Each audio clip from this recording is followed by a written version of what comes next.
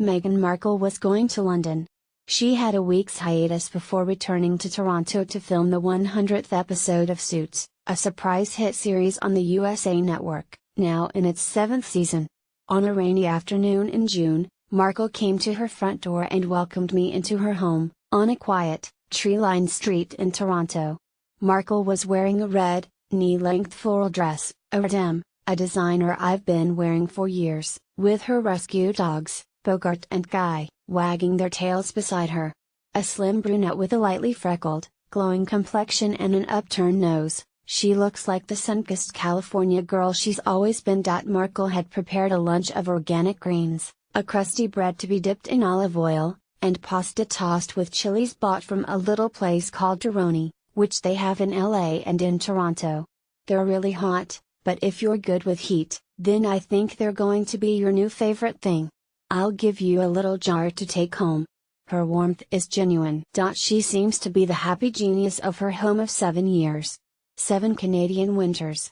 She exclaims about her time filming Suits. A long time for someone who grew up in Southern California. She has tried to make her Canadian house look like a California bungalow, exposing the hardwood floors and letting in as much light as possible. For almost a year, rumors have flown about the romance between the 36-year-old actress and Britain's 33-year-old Prince Harry, the red-headed hellraiser, former army captain who had completed 2 tours of duty in Afghanistan, and all-around favorite royal.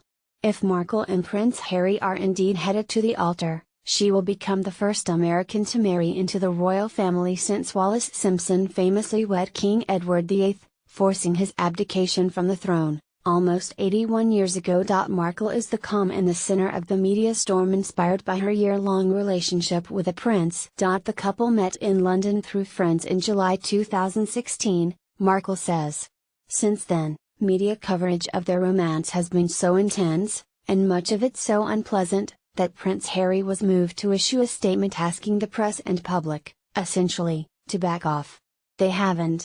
Even Bogart and Guy have become Instagram stars. Markle, new to fame, has handled the hoopla with surprising aplomb. It has its challenges, and it comes in waves. Some days it can feel more challenging than others, she says. And right out of the gate it was surprising the way things changed. But I still have this support system all around me, and, of course, my boyfriend's support. While arguably the most popular member of the British royal family, Prince Harry is also the most iconoclastic.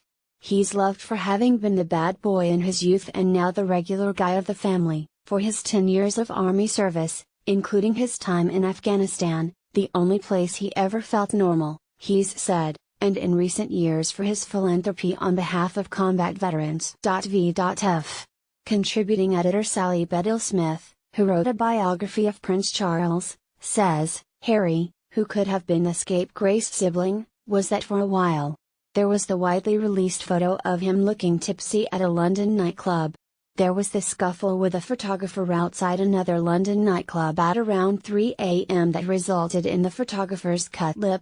There was the Colonials and Natives costume party of 2005, in Wiltshire, to which Harry came dressed like Nazi General Erwin Rommel, complete with desert uniform, German Wehrmacht badge, and swastika armband.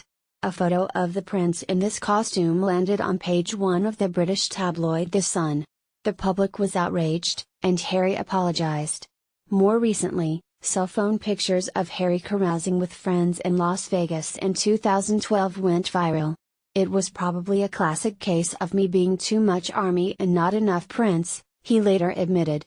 After Harry ended his stint in the army, he focused on veterans issues.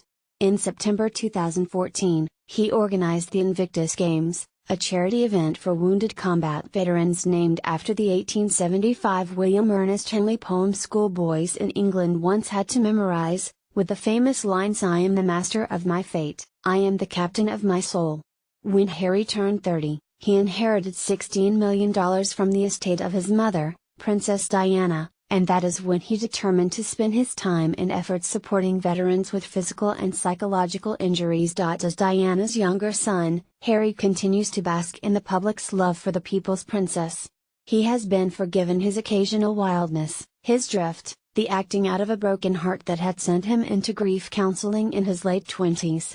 As the royal favorite, there is keen interest in, and much speculation about, the woman he may marry. A rumor floating in cyberspace has that he popped the question last month when they were vacationing in Botswana. As in the 1957 Merrily,